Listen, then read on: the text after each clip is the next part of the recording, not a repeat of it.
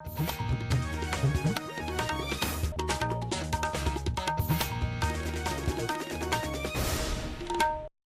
evening, this is Akashvani Kohima. I'm Ning Hangsing with the evening bulletin. The headlines. Union Home Minister Amit Shah underscores centre's focus on Northeast region. Chief Minister Neiphiu Rio calls for enhanced budget allocation, delegation of powers for Northeastern Council. Environment Ministry releases India's State of Forest Report 2023. Nagaland records more than 75% forest cover. And YouthNet MeitY sign MOU to boost entrepreneurship, economic growth and employment generation.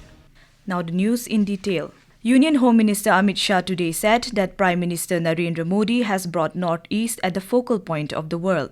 Addressing the 72nd plenary of Northeastern Council in Agartala, the Home Minister said that last 10 years have been very important for Northeast. He said the Union government is inspiring investors to make investment in the Northeast. He said establishment of peace is the most important thing that has happened in the region, wherein about 10,500 rebels have shunned violence and surrendered themselves.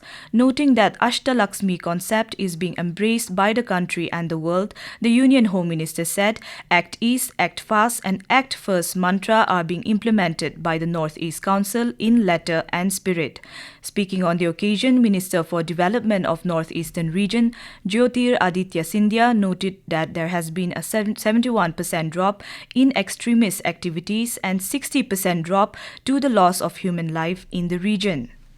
Chief Minister Neiphiu Rio has called for enhancing the budget allocation for the Northeastern Council, NEC, besides increased delegation of powers for sanctioning projects. He was speaking at the 72nd NEC plenary at Agartala today.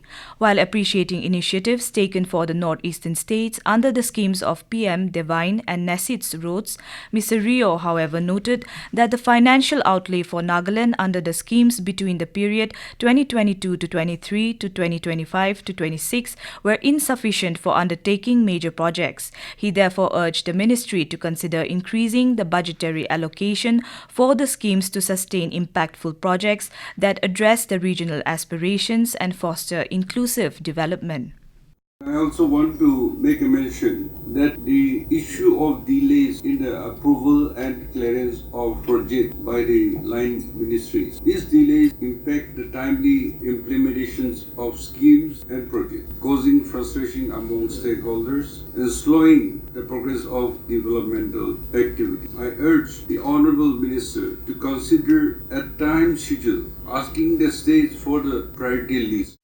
Further, Mr. Rio highlighted the use of delays in approval and clearance of projects by Niti Aayog and line ministries. To this, he suggested formulating a time schedule for timely submission, approval and implementation of projects. For Nagaland, Mr. Rio requested support from the donor ministry and NEC for approval of projects including construction of airport at Chethu, Foothill Road, Multidisciplinary Sports Complex at Dimapur and Indian Institute of Science Education and Research.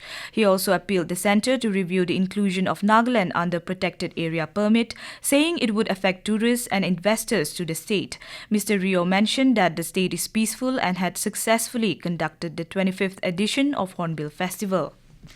As Christmas approaches, the scenic hills and vibrant towns of Nagaland are quickly transforming into festive havens, with communities and families gearing up to celebrate the joyous occasion. From traditional feasts to vibrant decorations, the preparations are in full swing, reflecting the region's unique blend of Christian traditions and indigenous Naga culture. While some are preparing to head to their own villages to spend the holidays with families and friends, in towns like Kohima, Dimapur and Mokokchung, residents have decked their homes, churches and public spaces with colorful lights, star-shaped ornaments and nativity scenes. Today, we take you to Dimapur, the bustling commercial heart of Nagaland, where Christmas preparations are in full swing. Our correspondent Arun is on the ground to capture the festive mood and give us an insider's look at how the city is gearing up for one of the most anticipated celebrations of the year. Arun, what is the atmosphere like in Dimapur as Christmas draws near? The streets of Dimapur are buzzing with festive activity as locals eagerly embrace the holiday spirit. People are indulging in festive shopping, buying Christmas trees, handcrafted decorations, and an assortment of traditional Naga delicacies to share with family and friends. Let's hear from a local resident about how she is preparing for the festival.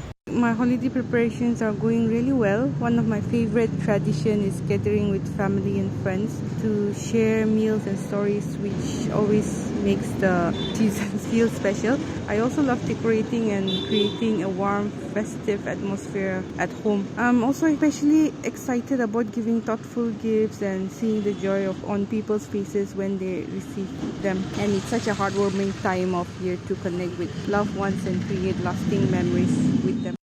The warmth and togetherness of the season are really alive in Dimapur. Thank you, Arun, for the report. This is Akashvani Kohima giving you the news. For quick news update, follow us on our X handles, AIR News Alerts and AIR_Kohima. You can also listen to this news bulletin on News On Air app and YouTube channel AIR News Kohima. Welcome back. You are listening to the evening news.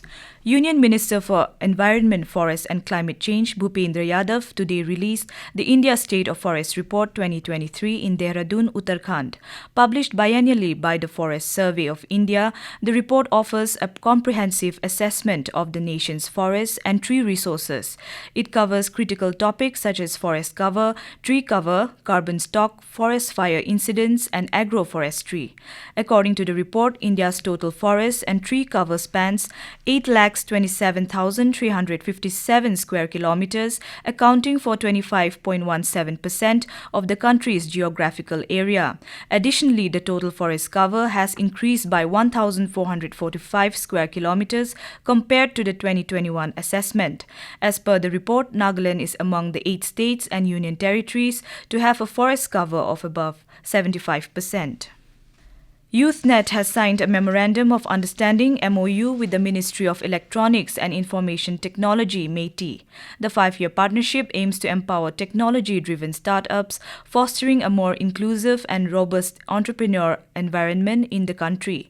The MOU was signed yesterday in Dimapur by Director of YouthNet, Nuneseno Chase, and Nikepekho Shosahe, Center Manager of Incubation, representing the organization with the MeitY Startup Hub. YouthNet is set to be the sole organization from Nagaland and one of the select few from across India eligible to implement MeitY's ambitious startup initiatives under the GenNext Support for Innovative Startups, a report.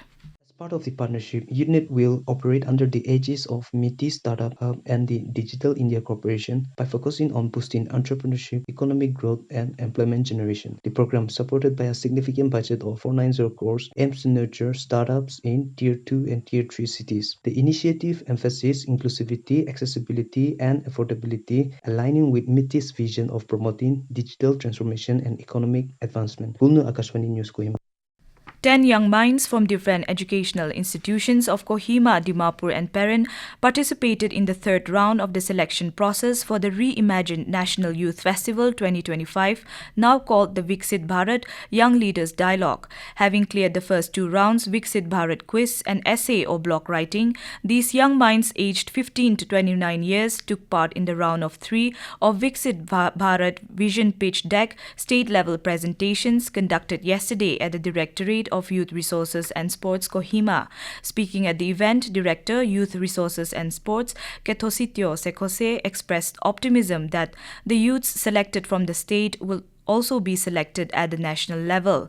The selected students will represent the state at the Viksit Bharat Young Leaders Dialogue during the National Youth Festival 2025, scheduled on 11th and 12th of January. Selected students will also have an opportunity to directly interact with Prime Minister Narendra Modi. And now to round up the news, the headlines once again. Union Home Minister Amit Shah underscores centre's focus on Northeast region. Chief Minister Neiphiu Rio calls for enhanced budget allocation, delegation of powers for Northeastern Council. Environment Ministry releases India's State of Forest Report 2023. Nagaland records more than 75% forest cover. And YouthNet MeitY sign MOU to boost entrepreneurship, economic growth and employment generation. That is all we have in this evening news bulletin. We will be back with the morning English news at 7:30 a.m. tomorrow. Have a pleasant night.